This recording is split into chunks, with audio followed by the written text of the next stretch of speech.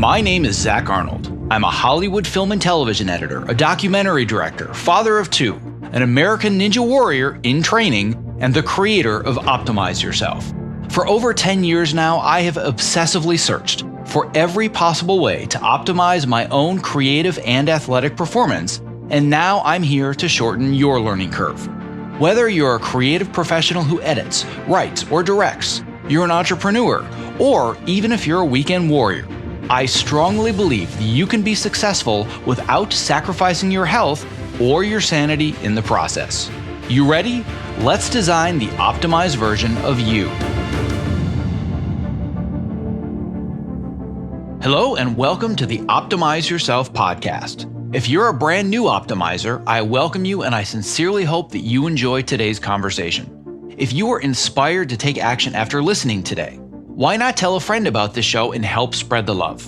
And if you're a longtime listener and Optimizer OG, welcome back.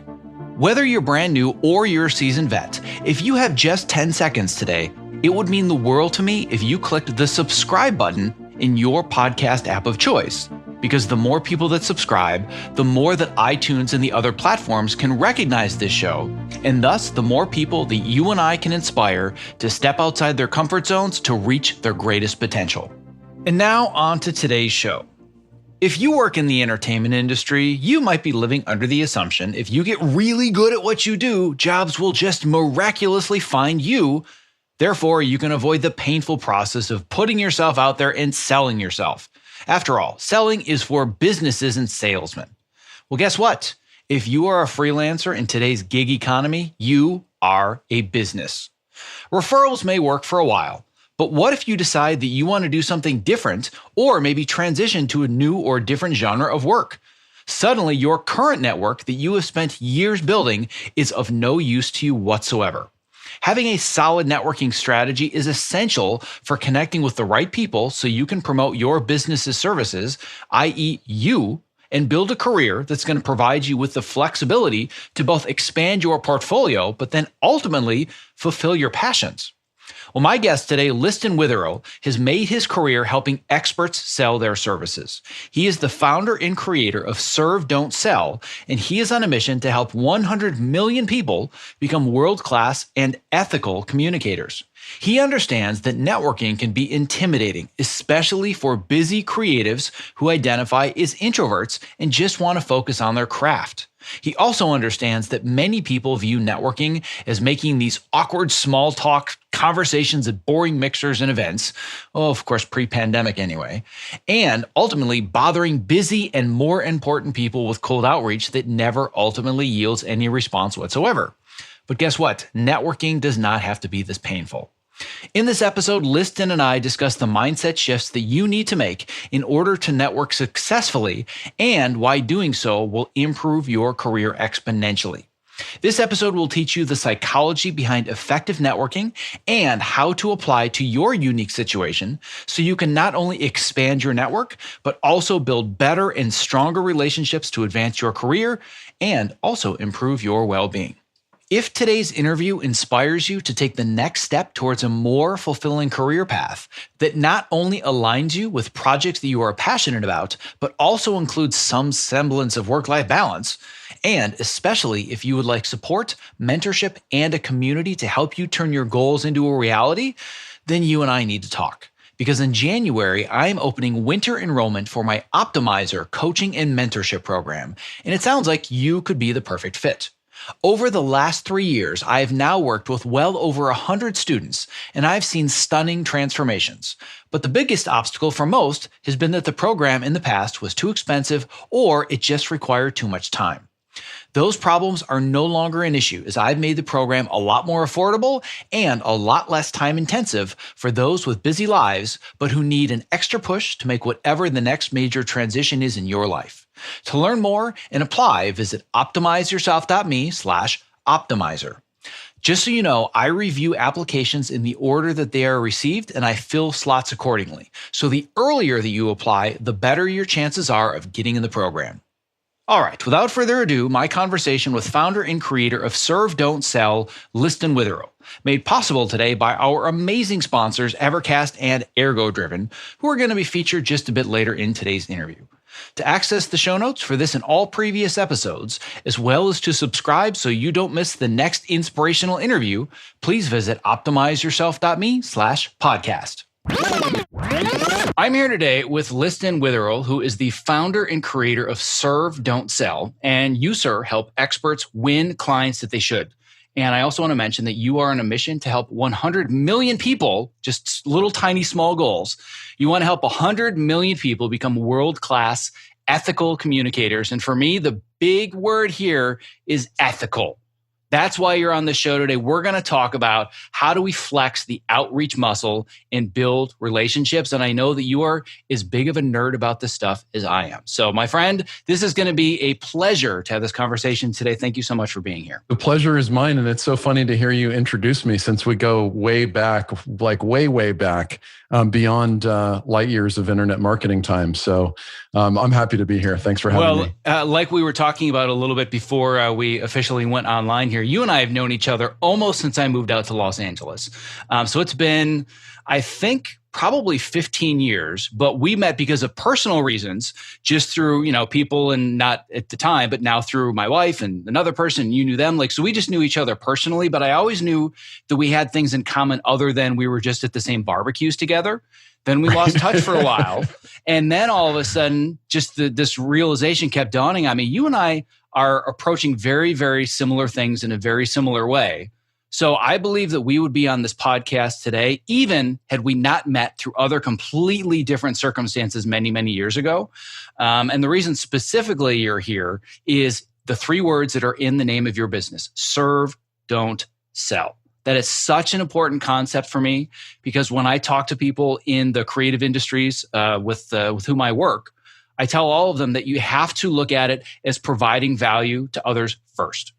It can't be about, hey, here I am. I'm awesome at what I do. Hire me. Have a meeting with me. Look at my website. It can't be about that. It has to be, how can I provide value to people? And that's kind of a foreign concept in my world.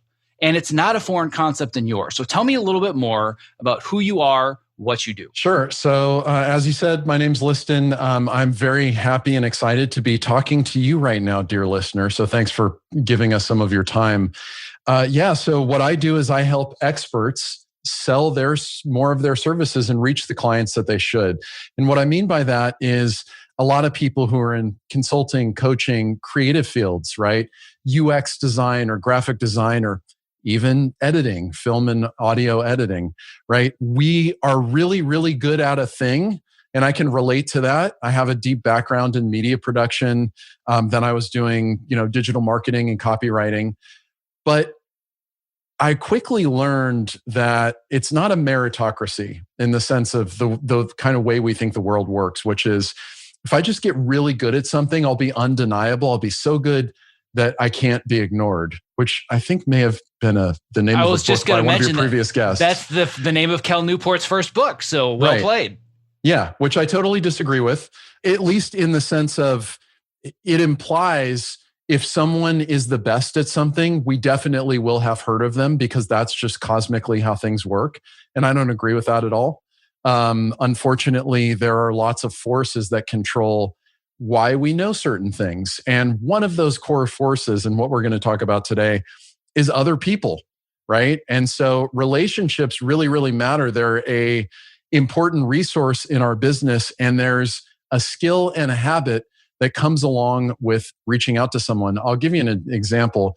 One of my dear, dear friends told me when she was a kid, she wrote a letter to the President of the United States, and she got a response back, right? And she goes, yeah, in that moment, I knew that people were accessible to me. And I can tell you, this was not my experience growing up. I never did that. I didn't know anybody who felt like they could do that. Everything that I'm going to talk about today is learned in my adult life, partially out of necessity, maybe partially out of my personality changing a little bit over time. But what I can tell you is even if you don't have this habit now, you can form it. And so I am really, really excited to talk about this because I think it's a huge skill. One of the things that comes up in the many conversations that I have in my coaching and mentorship program, because I work with people that are so incredibly introverted like myself, like extreme introverts, they say the following: I'm not good at networking. I'm not good at building relationships. And that's a limiting belief because they think I was genetically born with a deficiency to write outreach emails. Well, how often do you do it? Well, never. Well, maybe that's why you're not good at it because you don't realize that it's a skill that can be practiced. It's the same thing for me. I didn't naturally wake up one day and say, I'm going to start reaching out to everybody and tell them how great I am so they will hire me.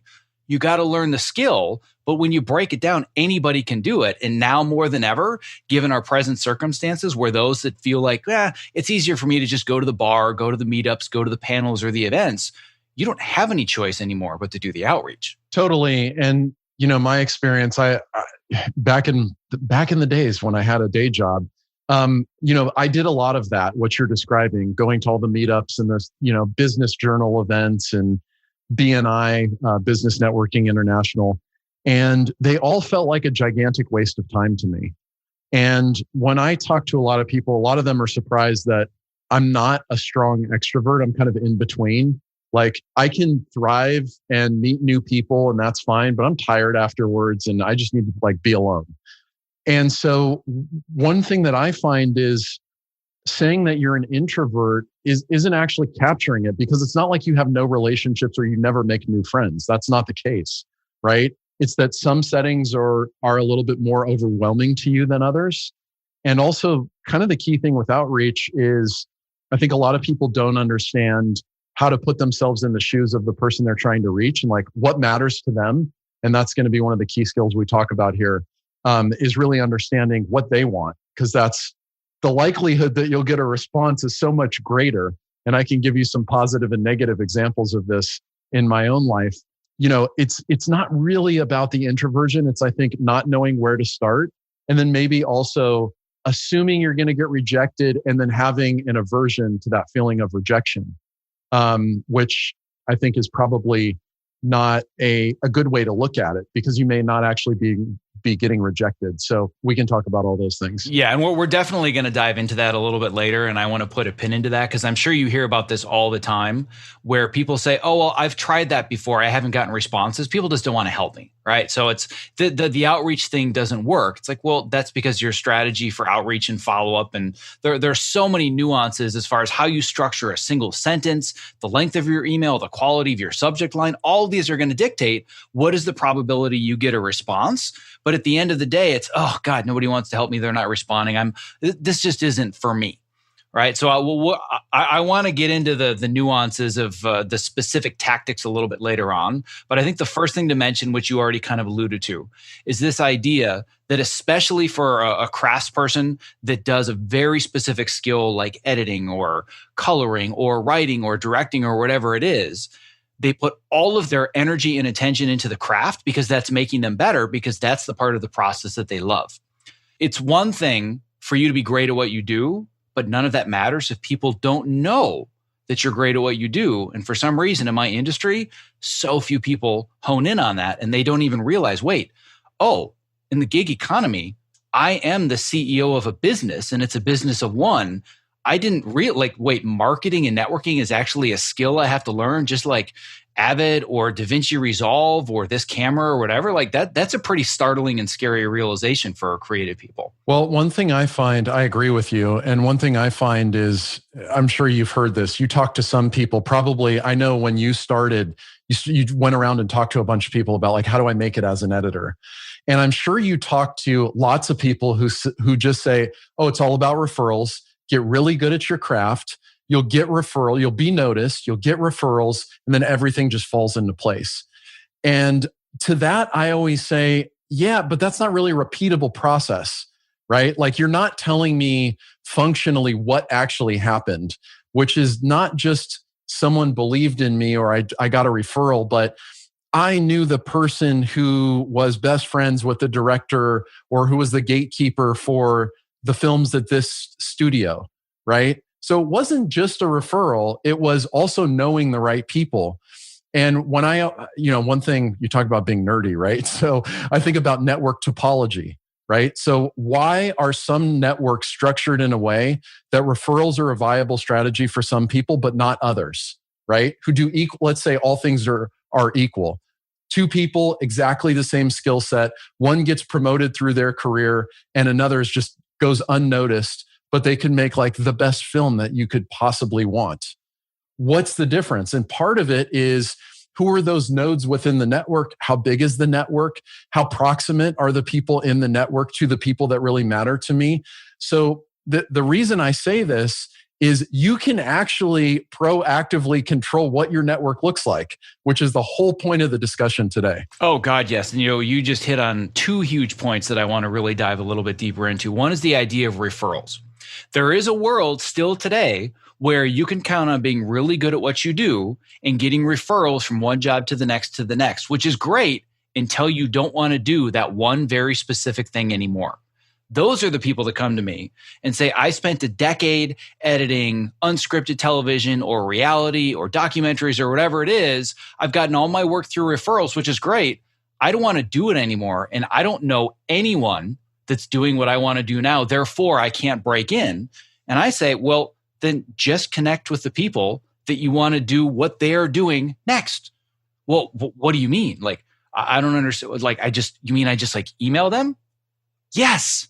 You just email them. Yes. It's really that simple, but it's such a foreign concept because we assume the network is going to build itself around us, which it sometimes does through referrals, but that only works if you want to pigeonhole yourself into doing one specific thing. Yeah, totally. And, there's been a lot of research into how networks are structured. Obviously, a company like Facebook has a lot of interest in this question.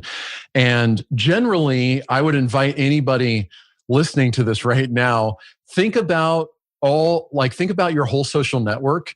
Usually, one or two people who are great connectors of people.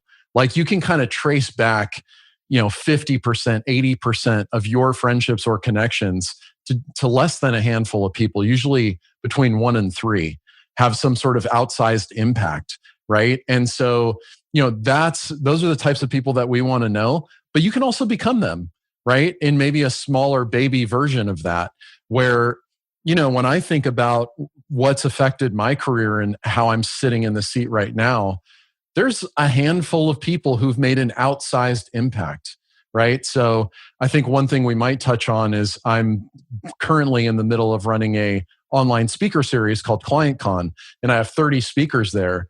And I think it's something like 5 to 10 of the speakers I can trace back to one single person. Now, it was up to me to make those relationships. It was up to me to foster those relationships.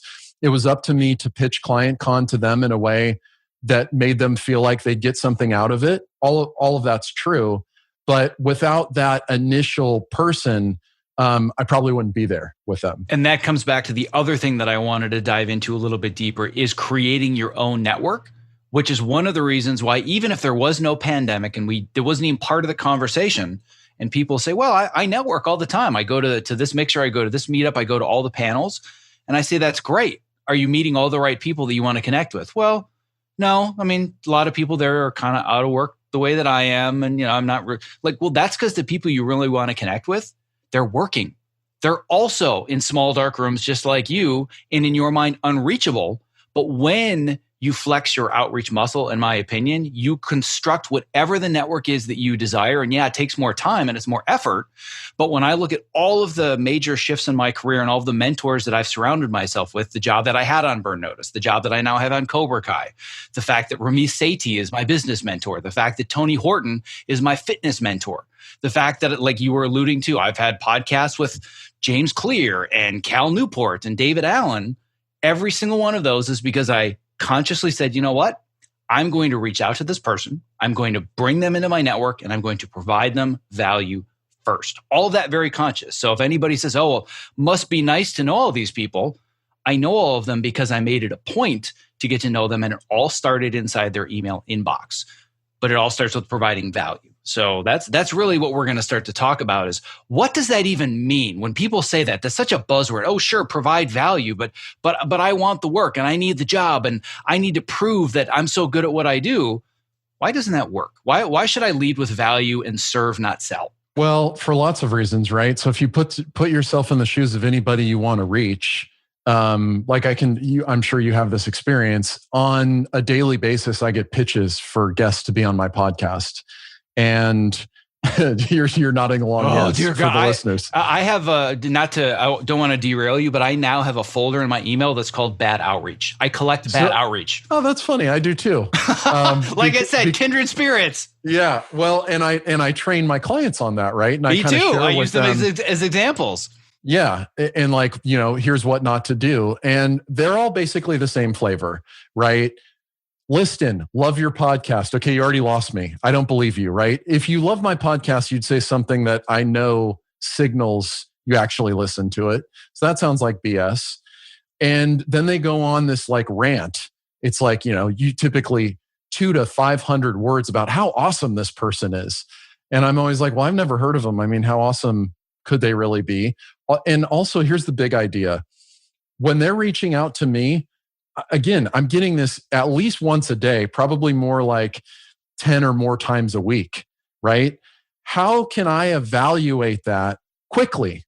And that's what you're up against when you're reaching out to someone and saying, hey, I'm a great film editor. Hey, I'm a great colorist. Hey, I'm a great sound designer. Whatever it is that you do, your expertise is absolutely invisible to them, right? They have no way to evaluate that.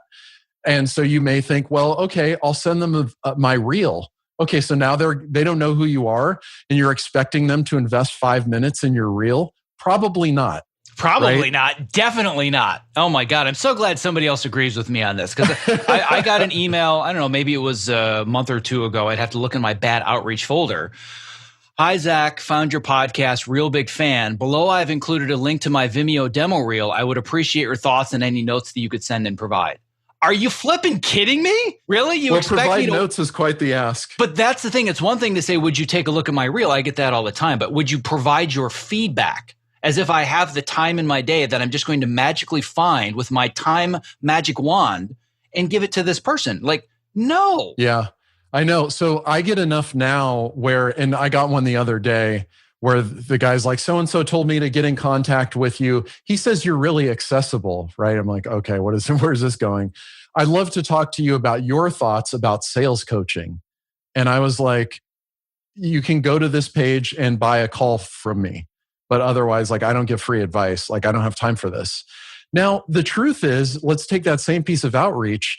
If he gave me something very specific and said, hey, I've been doing some sales coaching myself. I noticed this thing. I'd love to get your take on it. I think it could help us both be better at our craft. Maybe we could record a podcast episode about that. Totally different, right? That may have gotten my attention. I'm not going to say I guarantee it, but it's totally different. So I think that the big idea for most people is the people that you want to reach don't need you, right? And so one of the advantages, you said provide value. What does that mean is what started me on this rant, is what can you give that person that's valuable to them, that's low investment, and it's easy for them to say yes or no to. That's kind of my criteria. And I have a whole model for like how to do any form of outreach, which I call SPCA. So source, how did I find this person? Purpose, why am I reaching out to you? Why you? Why now? Credibility, how can I prove that it's worth it to pay attention to me and you can verify what I'm saying? And action, what do I want you to do? They should be able to make that decision in 30 seconds from the time they open that email, right? So I think that's what I mean by value. And I'm sure we're going to get to this idea of creating content, because content actually happens to be one of the easiest ways to get anybody to spend 20, 30, 60 minutes with you, because there's clear value in it for them. Well, if we're looking through the framework that you have, source, purpose, credibility, action, what I really want to focus on first is purpose. Yeah. Why are you reaching out to me? There's always going to be two questions that anybody has on their mind when they get a message in their inbox. Who are you and what do you want from me? Exactly. Yes. Right? So yes. I better answer both of those very, very quickly. But where's the value? I don't get it. Like, that's just me talking about myself and what I want from them. So how do I lead with value? Because I'm a big believer that I'm never going to even introduce myself or start to generate my ask unless I provided value first. And I have my own formula, but I would love to know, how would you provide value? And I know that for you, it's going to be a little bit different because you deal with consulting firms and you do business to business. And this is going to be more person to person. But what I will always tell people when they say, well, the real jobs I need are from companies or studios or whatever. And I always say at the end of the day, companies don't hire people, people hire people. So you still need to reach out one-to-one and build a relationship first. I'd go a step farther, and I was actually said this on ClientCon today. There's actually no such thing as a company. It's an abstract concept. You can't go touch a company, right? When you say company, what you mean is a small group of people or maybe an individual at Sony Studios or wherever you want your next job from are going to come together and make a decision. You don't need to convince Sony, the multinational conglomerate, to hire you, right? You only need the right 1, 2, 3 people to know about what you're doing. So yeah, I would just disavow yourself of this idea of I'm reaching out to companies, because you're not. There's never a company. You may have to make the sort of sale or providing value about who you are and why they should pay attention to you multiple times because you have multiple people you need to reach. That's different than convincing a company. So, you brought up something that means a lot to me because I think it's an important distinction for people. Everybody you reach out to likes to have fun. They hang out with their friends. Some of them drink on the weekends. Some of them dress up in costume. Some of them do, go water skiing or go snow skiing. Like, they're people. They do people things, right? They're not business robots. So I don't want to think about it like that. So in terms of purpose, where I would start is understanding. Let's just take the example of an editor. I like to use examples because they're more concrete. Like, who do I reach out to? Actually, this is a question for you, Zach. I'm an editor. Who would be a good person to reach out to see if I could be considered on editing jobs? So it's going to depend on the type of project. But if we're talking specifically about landing the gig, and I want to separate landing the gig from building a relationship that could potentially lead to having a mentor or somebody referring you, these are kind of two separate pieces. But I want to start with the obvious one, which is, well, how do I get the gig? How do I get in the door? And as an editor, I'm probably going to be reaching out to either a director, a producer, or a showrunner if I'm going to be in television. So one of those 3 categories. Yeah. Okay. And so what pain points do they have around hiring editors? What's difficult for them about why finding... would I don't understand. Why do I need to know that, Liston? Why would I have to identify that? I'm already confused. Understood. Okay. So this is where we start with value, right? Is really understanding what's a pain in the ass for that person. Like, what are they struggling with? Do they have a problem finding an editor? Maybe it's what we touched on earlier. You have a close-knit network. You get offered the same 3 to 5 editors every time. I have some fresh ideas because I have edited these other types of films or shows, and I don't want anything back from you. I'd just be willing to suggest 3 new techniques that I've been using as an editor that you might be able to apply in your next film. Something like that, right? Like, what are they looking for? They're looking for cutting edge. They're looking for faster workflow. They're looking for people who aren't going to bother them, who are self-sufficient and autonomous. They're looking for people. Ding, ding, ding. There you go, right, my friend. You hit on the hot button issue. I'm glad that you brought that one up because that if I were to give one example where people say, I don't understand how to provide value. Seriously, it's like you and I rehearsed this and we talked through all the points and we had, like, you and I haven't talked about this at all. I just knew that we were going to be on the same page about this. But this is exactly what I teach. You have to crawl into the brain of this person and find out what is their deepest pain point with finding an editor. And for most directors, showrunners, producers, I just want somebody that's going to take my vision, take my notes, and do it without me holding their hand. I've got so many other things to do. And so many editors are just, they need me to sit in the room. They need me to be on the couch. Like they feel like they can't go outside the box. Just crawl into my brain, figure out my vision, and create that vision for me. So let's create a piece of outreach, given that we've now settled on this key pain point, right? So Source, I'm a big fan of your work. I love this thing that you did. I also like this other thing. That's how I was introduced to your work. Purpose. I've worked with a few other directors and producers, and I understand one of their biggest pain points is working with an editor who can execute their vision but doesn't need babysitting throughout the process. I have my own process for how you can do that with whoever you're working with. And I'd be happy to share how I do that, right? Credibility. I've worked on this, that, and the other. Action. Are you interested in seeing my process? And I can give you 3 pointers on how to better work with your editors. That's it. That's the whole thing, right? And now we've done something that's valuable, potentially valuable to them. They can decide, but we've put it in the context of something that they want, right? Which is really, this is the biggest mindset shift for anybody when it comes to outreach in general is forget about what you want. That's not going to get you anywhere in life. Like this was the key insight from Dale Carnegie, How to Win Friends and Influence People, is give other people what they want. And suddenly you're going to get a lot more of what you want, right? And tactically, from a psychological standpoint, there's something called reciprocation, which is the key to persuasion. You've created an obligation for them by giving them something first. Right? So the likelihood that they're going to return the favor is greater.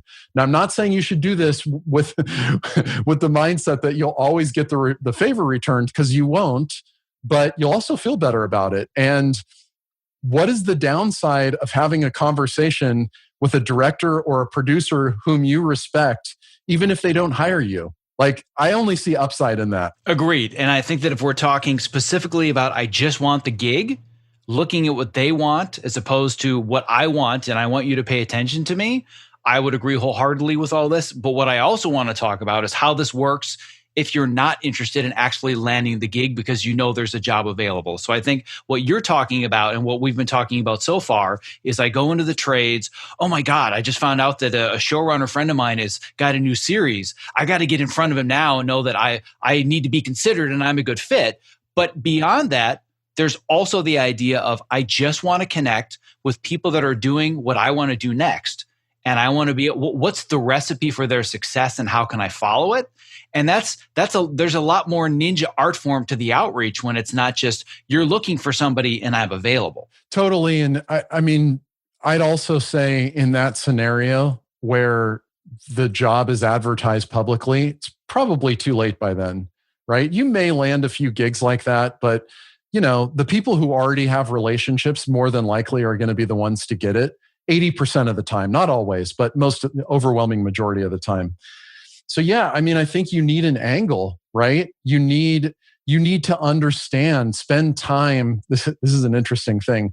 We know one person can totally change the trajectory of our lives, and yet we're willing to sit down and let our first impression with a really important, influential person, we spend maybe 2 minutes on that and then send the email and just hope that they're going to get back to us. But it's so much easier because I can create a template from that. Don't you understand? Right. Listen, I can email 50 people a day. Why wouldn't I want to just increase my chances? That doesn't make any sense. Why would I just focus on one person? My sincerest apologies for the interruption in the middle of this interview. But if you are a content creator or you work in the entertainment industry, not only is the following promo not an interruption, but listening has the potential to change your life.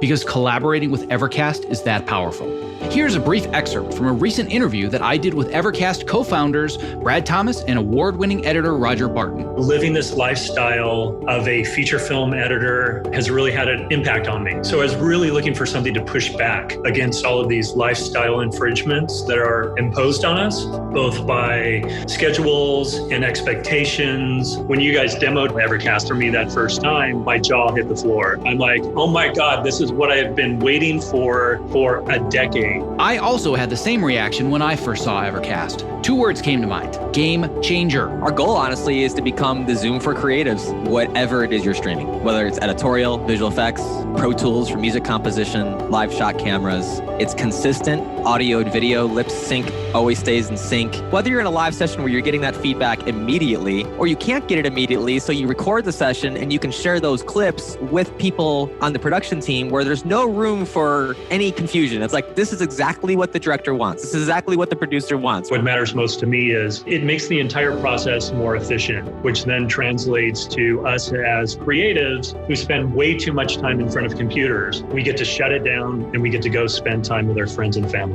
The biggest complaint, and I'm sure you guys have heard this many, many times, this looks amazing, I just can't afford it. Tesla had to release the Model S before they released the Model 3. So by the end of the year, we are going to be releasing a sub $200 version a month of Evercast for the freelancer and indie creatives. Anyone who is a professional video creator outside of Hollywood. I think what we've learned over the last few months is that this technology can translate to better lives for all of us that give us more flexibility and control while still maintaining the creativity, the creative momentum, and the quality of work. I cannot stress this enough.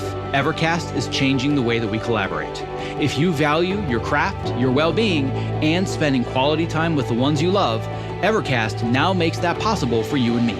To listen to the full interview and learn about the amazing potential that Evercast has to change the way that you work and live, visit optimizeyourself.me/Evercast. Now back to today's interview.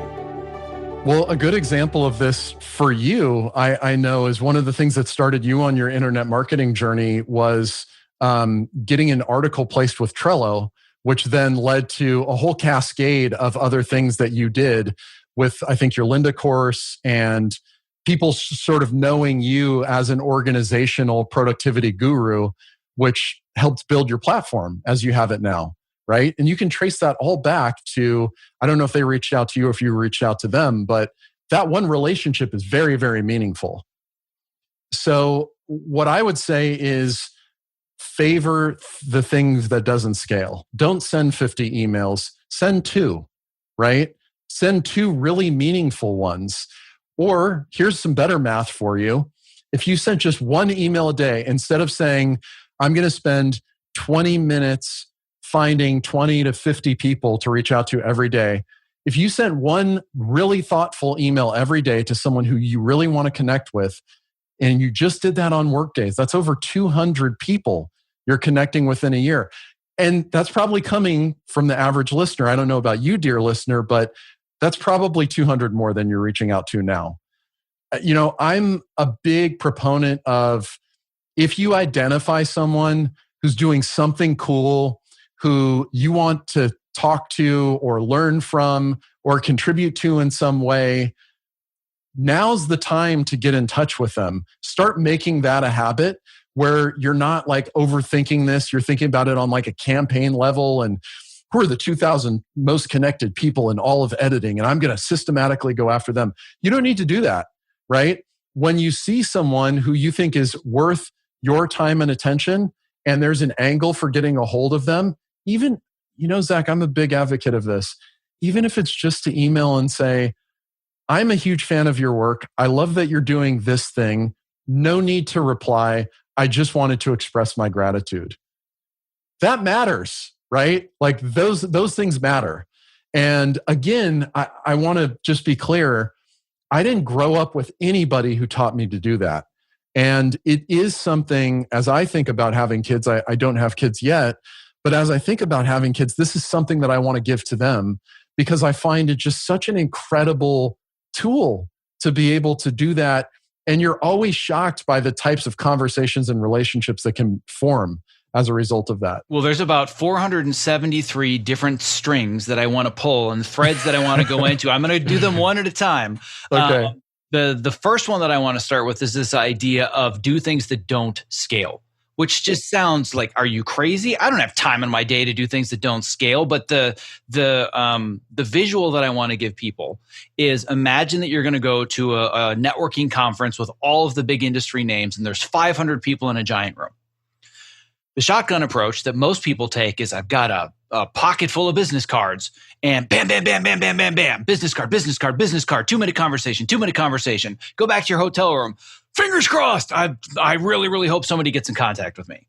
Sniper approach, you do research for hours or even days to figure out who's going to be there, who's the number one person that if I were to build a relationship with them, my entire career changes. Or the super ninja move is, who's the one person in that room that already knows all 500 people? They become my new best friend. And you think, well, that's not scalable because it's one person, but it can actually scale a lot faster if you're doing it right and you're looking at the right target and really focused on that, rather than, well, I don't really know who to reach out to, but the more people I touch, the better. Right. And I mean, I think you're hitting on something important, which is we don't need to connect to a whole industry, right? That's not the goal here. The goal is connect with the more meaningful nodes within the network, right? Because some people have outsized leverage in any network or system, period, right? There are some points that are going to have more leverage. And so those are the places we want to go and invest in, which again, it isn't to say I'm going to look up someone on Twitter and say, you know what, they don't have 50,000 followers, so not worth my time. I'm not saying that, but what I am saying is if you're intentional about this, as you're implying, right, having that one or two people that you want to connect with at these events, that's going to have way more impact in the aggregate. And I'll also be honest, I hate networking events. I hate conferences because I find that they're such a crapshoot. A lot of other people want to be there as little or less than I do. So, you know, a lot of people are there for like the free booze or the free food, or their boss told them they had to go. So for me, it's not, you know, you mentioned the sniper approach. I can, from my desk, decide who sees my outreach and who I'm going to spend time investing in. And to me, that's way more meaningful. And we can talk about podcasting. I think that's a great way to network also. Oh, there's no better way to build a network than have a podcast, my friend, because everybody wants to talk about themselves and their success. So exactly. That's the only reason I agreed to be here. Yeah, right. Yes. But yeah, that's a very nice ninja trick for sure. The next thread that I want to pull, and again, it's to get through all 473. We're going to be here for a while. But the next thread that I want to pull, this is a really important concept, and this is where, as I talked about you beforehand, I like to translate these concepts in the sales and marketing world to the creative world. There is no more important concept to understand with outreach than reciprocity. When I teach this to people, they're like, I don't understand what that means. And I always, the analogy that I use is imagine that you're standing outside of Starbucks and you open the door for somebody, right? And you think, well, they just walk by and they don't even give me the time of day. Well, that was kind of shitty. Like, you could at least acknowledge me. My expectation is I open the door. Oh, thank you. That was nice of you. Right? So that's the extreme on one end is they totally ignore you. Well, that's not meeting my expectations. I'm not doing it because I expected a lot, but I expect a little bit in return. Then the opposite is you open the door and they give you a bear hug and they're in tears about how you just made their year. Like, whoa, not exactly what I expected because it's not a reciprocal back and forth, right? Well, it's disproportionate. Yeah, it's disproportionate. That's my point. And when people think about reaching out to either another expert or a big name in a field, or I'm just a PA and this person's an editor, and they always think, how could I possibly provide them value? I always talk to them about reciprocity. If you want them to respond to you, just provide enough value that the reciprocal way for them to return it is to respond. Right. Yeah, I totally agree. And of course, this is going to bring up for everybody the same question again. Well, how do I provide value? And it's entirely contingent on who the person is. And so there's a couple different levels that you can think about in terms of value, because I can't give you like the formula to always provide value every time and this is bulletproof. I can't do that.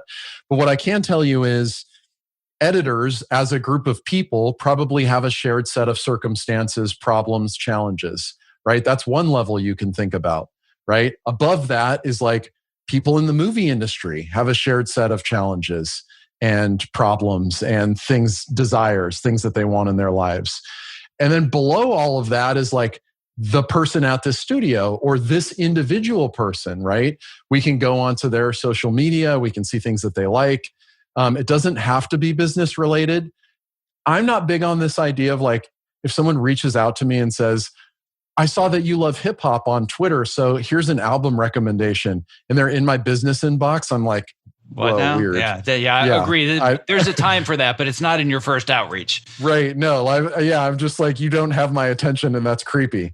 But, I think there are some, personal things you can learn. Maybe they're commenting on an industry trend that you can add value to, right? So I think those are kind of the levels I think about in terms of adding value. But yeah, reciprocity. So one story that comes to mind for me, I'm sure you're familiar with Brian Harris from videofruit.com. I've heard of it, but I'm actually not as familiar as you might think. So catch me up. Pretty well-known internet marketer. He blogs about online marketing. And one of the ways that my understanding, or at least this is his founding mythology, right? One of the ways he got his start was he likes the author John Acuff, who's kind of a funny pop psychology, self-helpy type author. And John Acuff had this thing in one of his books to wake up at 5 a.m. And that's one of the greatest ways to increase your productivity and get more done and just feel more fulfilled. And so Brian Harris had someone create an app, and all it is you log into the app and you press the button at 5 a.m. to verify that you actually were up. You have to physically press it. And at 5:01, it doesn't work. You break the habit, right? Or you break the streak.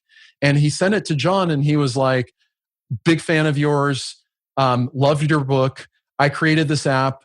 Feel free to use it. Don't ever respond to me if you don't want to. And then John, of course, started talking about it publicly. And I think that's just such a great example of maybe Brian spent a couple $100 max to get a hold of one person who could have an outsized influence on his career. And after John sees that and likes the app, of course, now he's going to say, Brian, who are you? This is amazing. Like, what do you do? What's your story? He's just going to be so much more interested in Brian. So I think that that's such a good demonstration. I don't think you have to go to the trouble of creating an app, but it is a good demonstration of how this can work. Well, and I think that to go even a layer deeper, if we're talking specifically about reaching out to a quote unquote expert or a potential mentor, well, if I'm not even looking for work, like, and I've had people literally say this, does it mean like I should offer to mow their lawn once a month, or like I should edit a project for free? And I will have them think psychologically, why does this person do what they do? You're in the creative field, you're an editor, you're an assistant. Why do you do what you do? Well, I mean, at the end of the day, I love telling stories, and I love the emotional impact that it has. Well, guess what? So does the person that you're reaching out to. So maybe it's as simple as providing value by watching their work and sharing how it emotionally impacted you. Well, come on. It can't be that simple. That's not value, is it? Is that value? I mean, I think it can be, right? I guess I'm curious because this term mentor, I think some people use it in vastly different ways. I'm curious, what has worked for you when you reach out? You said like Ramit Sethi is your mentor, and we have a mutual friend, well, acquaintance of mine, but friend of yours who's a business coach. What is your process for reaching out to a mentor? Yeah, so the way that I see mentorship is one of the things that I talk about in my program, and I explain to people when they say, well, what's a mentor? What does it mean to be an expert?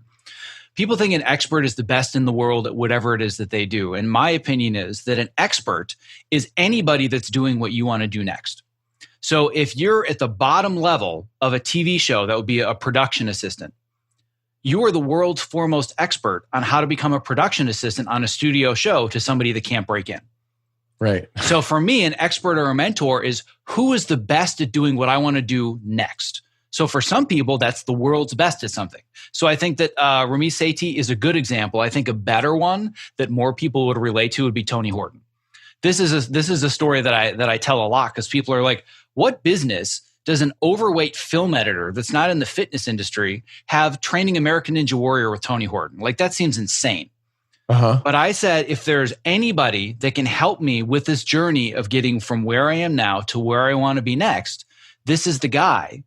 But the key is I think I can genuinely provide him value because there are areas where I feel I can help him in addition to, oh, Tony's going to be my mentor. He's the guy, and I'm going to convince him to give me all of his knowledge. It was the opposite. It was, do I genuinely feel I can provide value for him first? And how do I do that? And that's how I identify a mentor. So a mentor to me is anybody that's doing what I want to do next or has the knowledge that I need to acquire to take my next steps. Yeah. And I think part of it too is like on the Tony Horton example. By the way, I'm doing P90X for the 4th time right now. Nice. I'll tell him you say hi. Well, I'm sure the familiarity is asymmetrical, right? I feel like I know him. So as you mentioned about Tony Horton, I think it is also true. Like, I don't know exactly what your relationship is, but to some degree, you're also going to be mentored by people who like you and are genuinely interested. And there's just something about you. Like, in other words, none of this is a guarantee that if you reach out to person X, that person will become a mentor. I also think mentor can mean lots of different things. You have a conversation with them once a year, but it could also mean you meet with them weekly. It could also mean they answer targeted questions for you occasionally. It can also mean you pay them money for their service. right? It can mean lots of things. I'm going to add one on top of that, actually, not to interrupt you, but to interrupt you. This may actually be something I've read from you before, but a mentor can also be somebody you never meet.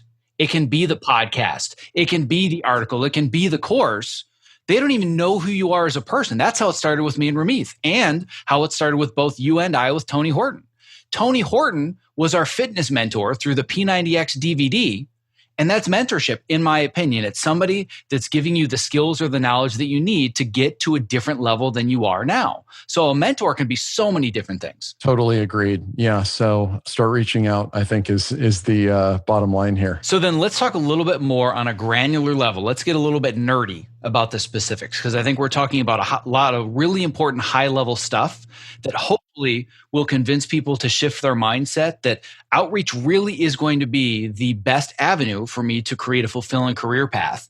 And it's not about I'm going to get the next gig by default from whomever I either already know or whoever shows up at an event, if there are ever in-person events ever again. But I want to build my own network. So now I want to get down to a granular level. And one of the things that you talked about that I also emphasize is I call it the grocery line test. If they're the next person that's going to get checked out at the grocery line and they just get the ping on their phone, can they both read and respond to your message before it's their turn? So like you said, we have to make it short, simple, to the point, and easy to respond to. So I'd like to start talking through some of your methodologies and psychology from the subject line all the way to the final ask and the salutation to make this thing easy to get through and respond to. Yeah. Boy, that's a big topic to cover here it is. In the waning moments. So subject line. So a couple tactical things that I recommend. The subject line should both be explanatory of why you're reaching out, but also drive some curiosity, right? So if I were reaching out to, let's take Cal Newport, because we already mentioned him. If I were reaching out to Cal to be on my podcast, or like one person actually who I want to have on my podcast genuinely is Dan Ariely or Annie Duke, the poker player, right? The subject line would be something like, Annie, podcast guest, ? And I think always having either the person's name or the company's name in the subject line is really helpful because they know it's for them. It doesn't look like a templated email. And if there's some sort of curiosity you can drive. Now, I saw this marketing study years ago that was like best performing subject line. And it's like goat's head explodes, right? And then the body of the email is like selling some sort of weight loss program or something like that. And it's like, no, don't do that. Like that's totally incongruent, completely off brand. So we don't want to optimize to the point of like, having a porn site, right? So like, that's not what we're trying to do. But I think showing the person that it's for them, driving some curiosity and having some sort of statement in as few words as possible about what this is. So general rule, 5 words or less for the subject line. In the email, I've given you the specific template, SPCA, source, purpose, credibility, action. Those emails, I mean, I'm not kidding when I say they should be 4 sentences or 5 sentences. Like if the person can't read it in 30 seconds and decide if it's worth it to respond, you fail. And the action that I like, of course, this is dependent on what you want them to do or what your ask is. But generally, I'll say something like just, interested ? Right? So in this example of reaching out to Tony Horton. I don't know what you offered to him, but maybe it's like, I have some ideas on how to make your next fitness series like 10 times more engaging from an editing perspective, right? Then the question is just like, interested? Yes or no? And he can say, and he'll say yes, or maybe he'll say, I don't know, tell me more. What is this? Great. Okay, we got a response. We're in. Right? So I think one of the things tactically that a lot of people get wrong about outreach is they think this first email should be my first and final testament to a relationship that's going to last forever. This is my one shot. This is it. It's my one chance. No, not at all. All we want to do is get the person to engage with us in some way, right? And I'll take engagement as they open the email. That's helpful, right? Now I'm going to respond, right?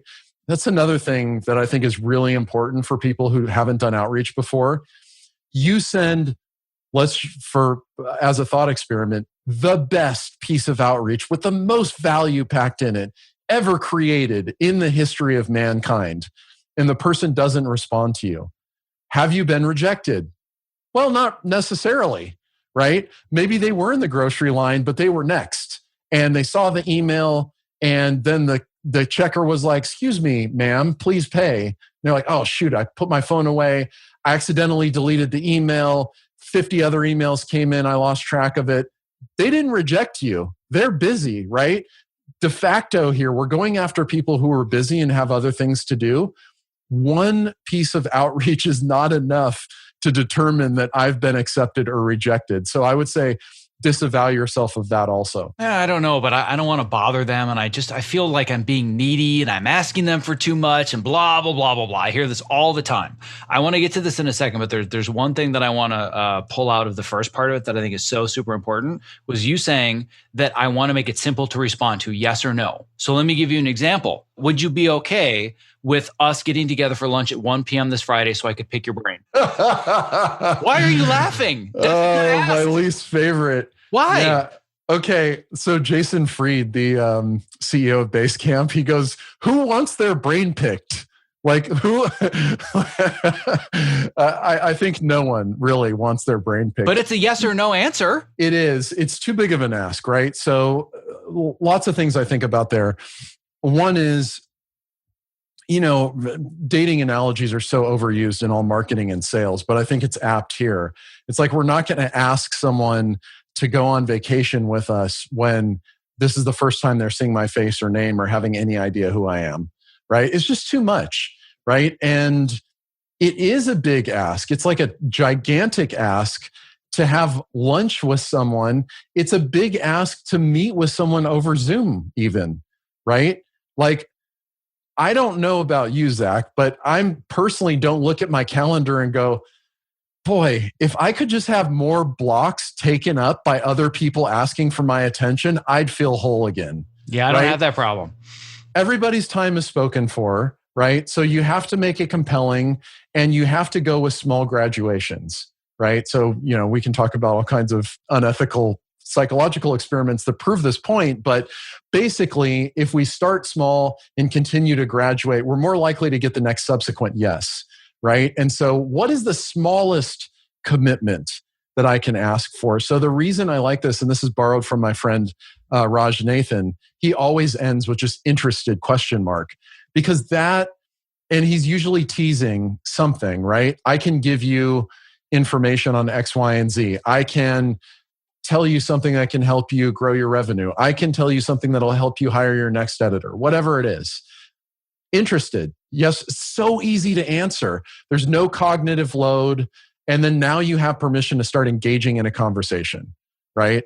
So that's what I mean by asking a yes or no question. I think you bring up a very important point, which is like, well, do you want to hire me for your next role? Is a yes or no question.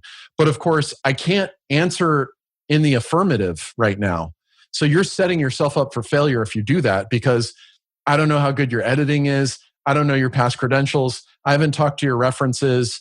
I haven't, seen any of your work. Like, I would need to do all of that before I make that decision. So I'm gonna go even simpler on the ask. So I don't know if this is a tactic that other people use or if I've just discovered it accidentally, but I found the simplest possible version of a yes or no question that almost always gets a response. The question is, I ask permission to ask the question. Oh, that's meta. What I've had people do is they'll say, an example being, I noticed that you've made the transition from this area of the industry to this area. So for example, I've noticed that you used to work in reality and now you work at a high level on scripted drama. Would you mind if I reached out to ask you a question or two about how you did that? Don't ask how they did it. Ask if you can ask. And almost always the response is the exact same thing. Really appreciate you reaching out. I'm glad you enjoyed the show. Feel free to ask any questions you would like. Bam! Response, conversation begun. That's great. So in my good outreach folder in my email client, one of the emails that I got recently was from a podcast guest booking service. I'm sure you get a million of these. You're like 10 a day. Right. They all read with the same template. They do. But this one was different. And they used your exact tactic. They said something like, hey, I was checking out your Modern Sales podcast. And, I was curious, are you booking guests right now? And if so, what's the best way for me to pitch one? So much better. Right. And now I found it a little bit annoying, right? Because again, to me, it's like, well, you could go look at my feed and see who I've had. And also there's a whole description about what the podcast is. So I still found it a little bit lazy, but I did reply to it, right? I was like, go to this page. Let me know if you have any specific questions. I'm open to hearing who your guest is, right? I'm still not guaranteeing that they're going to be on my podcast, but still, now they have my attention and I responded, which again is the goal of that first piece of outreach. So let's assume that we don't get a response. This is the last thing I want to cover very quickly because we alluded to it and I don't want to leave this hanging out in the air. Let's assume that we don't ask a good enough question that gets us an immediate response. And we're thinking, well, that was a waste of time. This outreach thing doesn't work. Nobody wants to hear from me. They don't want to help me. I'm just bothering them. What is the best outreach sequence and follow-up sequence that you would suggest to make sure that you get a response that's quality without constantly bothering people and annoying them? Yeah. So highly dependent on the importance of the relationship, right? You're going to obviously not automate the 3 people who are you're like, if I knew one of these people, everything would change, right? That one, we're always going to do our custom research and mark our calendar to get back to them. But let's say take everybody else. I personally think, and there's, if you go Google this, you'll find 10 articles all with 10 opposing opinions, right? So I think you need to decide what feels right for the types of people you're reaching out to. But generally, anybody who reaches out to me, you get these 2, Zach, they reach out on Monday and then on Wednesday, hey, did you get my email? And it's like, yeah, I got your damn email, right? And I obviously didn't respond. So usually I'll unsubscribe from those. I think once a week is totally acceptable, right? I think that it's totally acceptable if you offer a ton of value in the first one to just have the second message be something like, I'm sure you're busy, just wanted to see if you got my first email, right? Still happy to XYZ, whatever you had to say there. I think that's fine, right? Especially if you put a lot of time and investment into that first piece of outreach. I think after that, right, now we start to get into like, oh, damn, okay, what else can I offer this person, right? So I think you're going to need a bigger bag of tricks than just one single angle to get to anybody. And again, back to podcasting, one of the great things about, and it doesn't have to be podcasting, it could be you write a blog, it could be you do a YouTube interview series, it could be lots of things. But if you have something to showcase other people's expertise and make them look awesome in public, that is such an easy way to get someone's attention, which always begs the question of like the snake eating itself, right? Are you an editor or are you a podcast creator now? And that's a question that you're going to have to answer. But that is a huge, huge shortcut to this whole process. So just to recap, generally, I think once a week is totally fine. If you don't get an answer in a month, don't continue to email weekly. I'd say email quarterly. And I personally think it's totally fine, and I'm fine with this for people in my inbox. If they continue to email me, but I haven't said get lost or I don't care about this or I don't want this, I'm like, wow, this person really wants my attention. That's going to work for me, right? I find. Same thing with podcasting. I get all these pieces of outreach. All of the follow-ups are like totally, they're like not thoughtful. I know that they're canned, but they're giving up after like 2 or 3 pieces of outreach. And I'm like, well, if they contacted me for a month or 3 months, I probably would get back to them. Couldn't have said it better myself. And clearly you and I are cheating from all the same books and resources because if we had another hour, I could debate some of the nuances of your approach versus my outreach and follow-up approach. But the core foundation of it is essentially the same. Most likely this person is a good fit and they do want to help you and you could provide them value.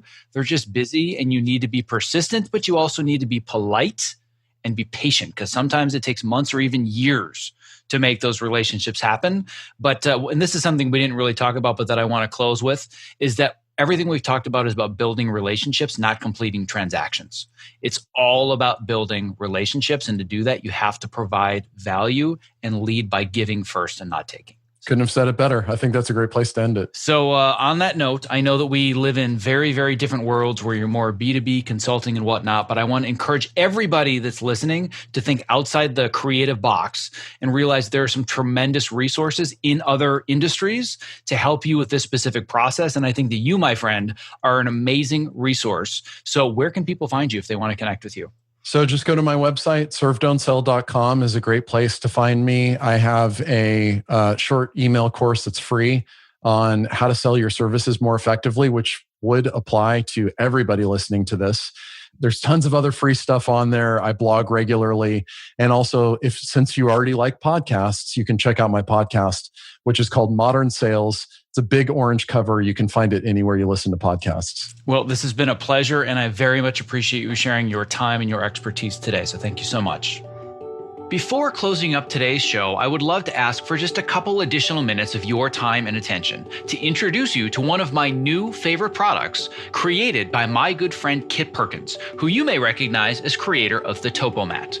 Here is a brief excerpt from a recent interview that I did with Ergo-Driven co-founder and CEO Kit Perkins, talking about his latest product, New Standard Whole Protein. I'm into health and fitness generally, but I want it to be simple and straightforward. About a year and a half ago, I started adding collagen into my protein shakes. And man, the benefits were like more dramatic than any supplement I've ever seen. So I thought, if I could just get this down to coming out of one jar and it's ingredients that I know I can trust, and you just put it in water and you don't have to think about it. When people think of protein powders, they think, well, I don't want to get big and bulky. And that's not what this is about. To me, this is about repair. So a big part of what we're talking about here is you are what you eat. Your body's constantly repairing and rebuilding, and the only stuff it can use to repair and rebuild is what you've been eating. Unfortunately, as the years have gone by, every day getting out of bed, it's like, 2 or 3 creaks and pops in the first couple steps, and that I thought you just sort of live with now. But yeah, once starting the collagen daily or near daily, it's just gone. So for us, job 1A here was make sure it's high quality, and that's grass-fed, 100% pasture-raised cows. And then the second thing, if you're actually going to do it every day, it needs to be simple, it needs to taste good. Well, my goal is that for anybody that is a creative professional like myself that's stuck in front of a computer, number one, they're doing it standing on a Topomat.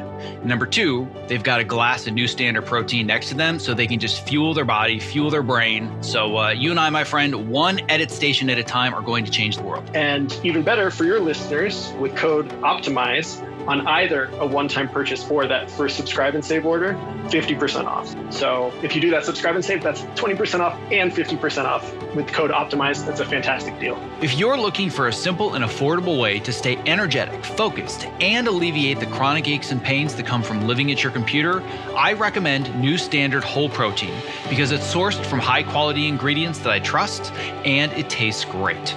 To place your first order, visit optimizeyourself.me/newstandard and use the code OPTIMIZE for 50% off your first order.